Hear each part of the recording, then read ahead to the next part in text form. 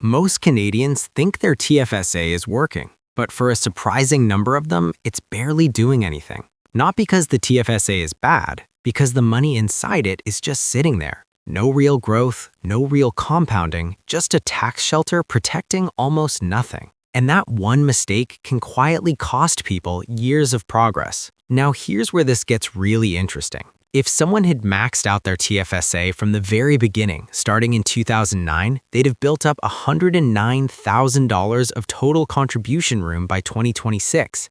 And using a simple 8% annual return assumption, with that money invested in broad market ETFs, those contributions could have grown to roughly $212,000 by the start of 2026, meaning more than $100,000 of growth completely tax-free. That's when you realize the TFSA is not just a savings account. It can be one of the most powerful wealth-building tools Canadians have. My name is Sai. I spend a lot of time understanding how money and investing actually work in Canada, so you don't have to. In quick note, this is just to help you understand how this works, not financial advice. For big money decisions, it's always worth talking to a professional. A TFSA is one of the best tools Canadians get for building wealth, but a lot of people misunderstand what it actually is. They think TFSA means high-interest savings account. They think it means safe place for money. They think opening one at the bank means the job is done. It's not. A TFSA is not an investment by itself. It's a wrapper, a container. And inside that container, you can hold cash, GICs, mutual funds, ETFs, stocks, bonds, and more. So the real question is not, do you have a TFSA? The real question is, what is actually inside it? That distinction sounds small. It isn't. Because if your TFSA is filled with cash earning almost nothing, your account is technically tax-free, but there just isn't much growth there to protect. It's like putting an empty box inside a vault. The vault is useful, but there's barely anything valuable inside it. And this is not some rare mistake. TD said 39% of Canadians in its survey were not investing the money inside their TFSAs, and that number rose to 41% among Gen Z and millennials. BMO found something similar earlier. 47% of TFSA owners in its survey were holding cash rather than investments. So let's make this real. Imagine Daniel and Ryan. Same age, same income, same TFSA contribution. Daniel puts money into a TFSA savings account and feels relieved. Ryan puts money into a TFSA and actually invests it for the long term. From the outside, both of them say the same thing. I'm using my TFSA. But financially, those are two completely different paths. Daniel is saving, Ryan is building. And the dangerous part is that Daniel usually feels responsible, careful, disciplined, safe. That's what makes this mistake so expensive, because it doesn't feel like a mistake, it feels smart. That's the psychology trap. People don't usually lose with a TFSA because they're reckless. They lose because they confuse safety with progress. They think avoiding movement is the same as avoiding risk, but when your goal is years away, doing nothing is also a risk, a very quiet one. And quiet financial mistakes are usually the worst kind, because they do not trigger panic, they trigger comfort. And comfort is where a lot of money goes to sleep. Now, to be fair, cash inside a TFSA is not always wrong. That part matters. If this is money you need soon, maybe for an emergency cushion, a car purchase, tuition, or something happening in the near future, cash or a GIC inside a TFSA can make total sense. So this is not a video about everything must be in stocks. It's about matching the tool to the job. If the money is short-term, stability matters. If the money is long-term, growth matters. And a lot of people use the same setup for both. That's where things start going wrong. Because the TFSA is flexible, very flexible. In 2026, the annual TFSA dollar limit is $7,000 and unused room carries forward. CRA also allows different types of TFSAs, from simple deposit accounts to self-directed arrangements that can hold investments. That flexibility is powerful, but it also creates confusion. Because people hear tax-free and stop there. They never get to the second question. Tax-free on what? On growth, on gains, on income inside the account. So if there's barely any growth happening, you're using the shell but not really using the power. That's like buying a gym membership and standing in the lobby. Technically, yes, you showed up, but nothing meaningful is happening. And there's another reason this mistake survives for so long. Banks make it feel complete. You walk in, they open a TFSA, you feel organized, you feel like an investor. You leave thinking, good, I handled that.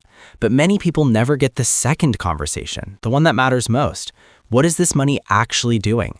Is it sitting in cash? Is it locked in a GIC? Is it in a mutual fund with high fees? Is it invested in a low-cost broad market ETF?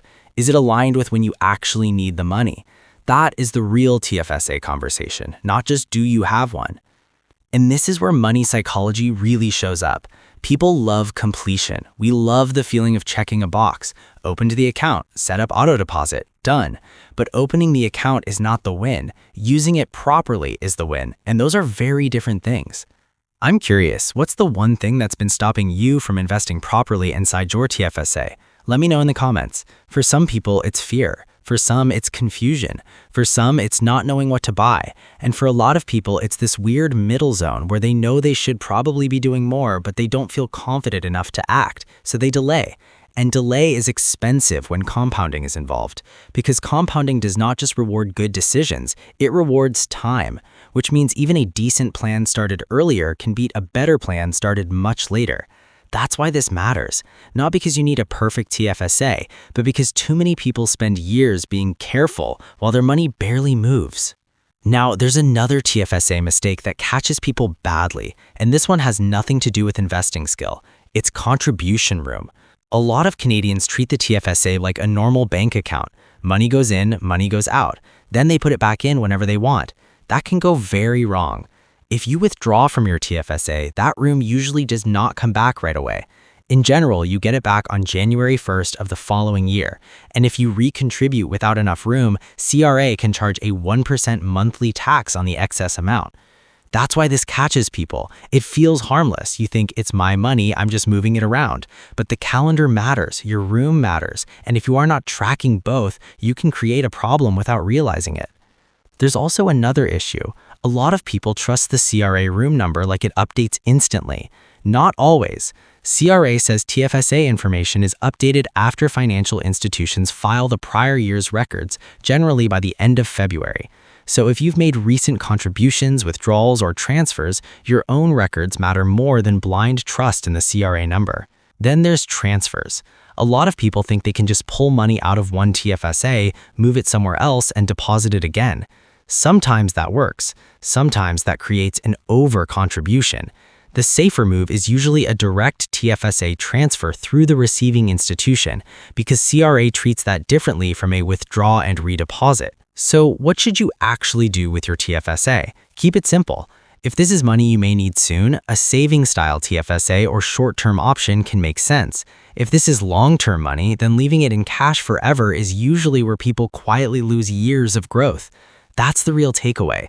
Not every TFSA should be invested the same way, but every TFSA should match the job. Short-term money needs access, long-term money needs growth, and too many people use long-term money like it's emergency money forever. That usually isn't strategy, it's emotion, because cash feels safe, it feels visible, it feels under control. Investing feels uncertain, and that's why people freeze. Not because they're lazy, because they're afraid of making the wrong move. But with a TFSA, doing nothing for years can become the wrong move. So here's the practical takeaway. Stop asking only, do I have a TFSA? Start asking, what is my TFSA actually doing? Know what the money is for. Know when you'll need it. Know whether it belongs in savings or investments. Track your room. And if you're moving money between TFSAs, make sure it's done properly.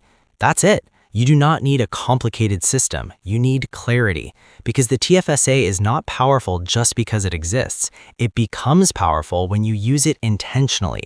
That's the difference between using an account by default and using it on purpose. And not shift can change a lot more than people think. If you want simple, clear explanations like this around money and investing in Canada, consider subscribing. I'm Sai, I'll see you in the next one.